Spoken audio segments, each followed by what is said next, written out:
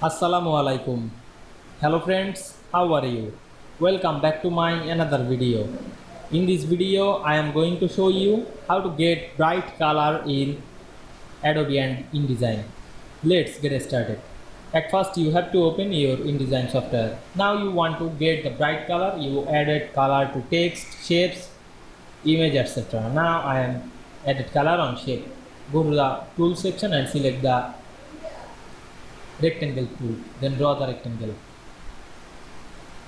Then go to the tool section and select the move tool. Then go to the window menu and select the color option and choose swatch.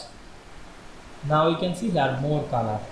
You can add another color option. Go back the color option and choose the color. Then print the color bar. Then select the bright color. Otherwise, you can double click this and choose the bright color. Then click OK.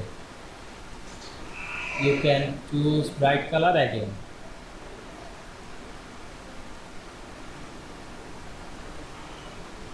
Click OK.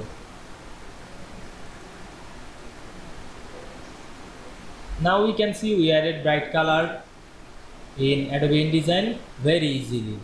I hope you enjoyed my video. Please like, comment, share and subscribe my channel. Thanks for watching.